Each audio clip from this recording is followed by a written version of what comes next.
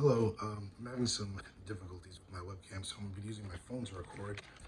Today, I'm going to be discussing the Violent Crime Control and Law Enforcement Act of 1994 and the disproportionate incarceration of African Americans. So, the first question is, when did this begin? The disproportionate incarceration of African Americans has been a long-standing problem in America, but the 1994 Crime Act and Three Strike Law was probably the most recent and detrimental policy to really affect um, the disproportionate incarceration of these people.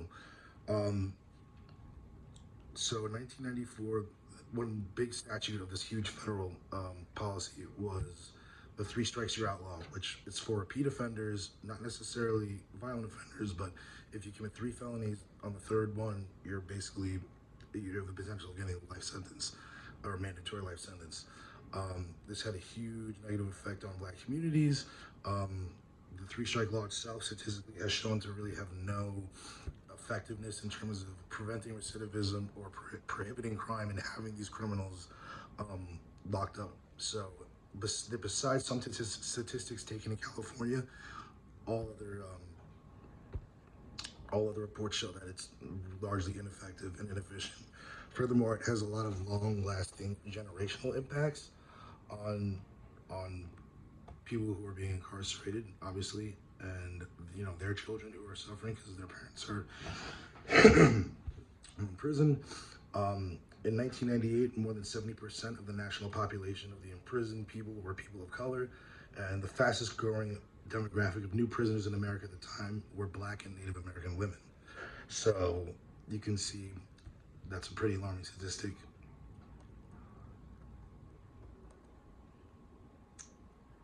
And also, 24 states enacted the strictest punishment for criminals who were convicted for mostly nonviolent crimes, which is about 60% of those people.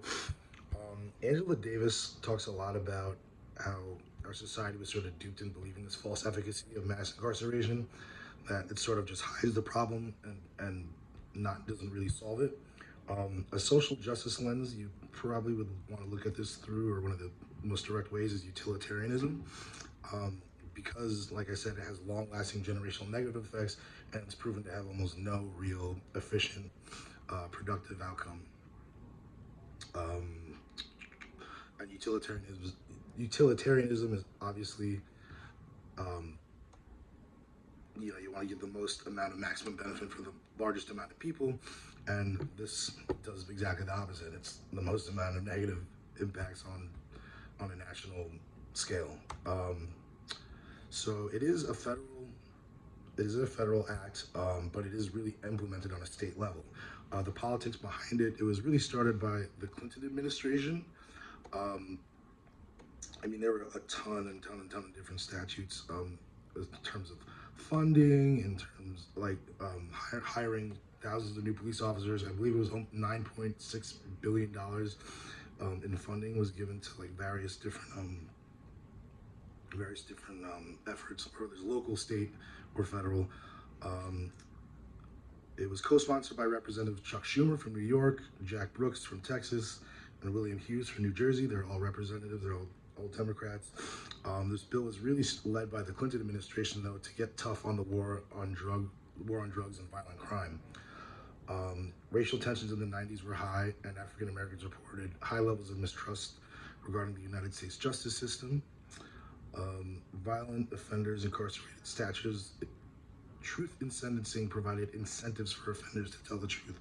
So one part of this bill, they were basically incentivizing people to tell the truth, which is a bit problematic when you're dangling money and trying to get the truth out of someone. Um, so the list goes on.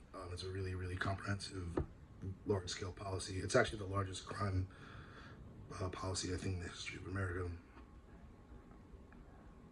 So to reassess this, I mean, I think we kind of really need to either amend or get rid of it altogether, because even though most of these states still entertain some form of the three strike law, they have reduced a lot of the harshness of the sentences, but a lot of them still do entertain it, and it's not so. Some of them haven't.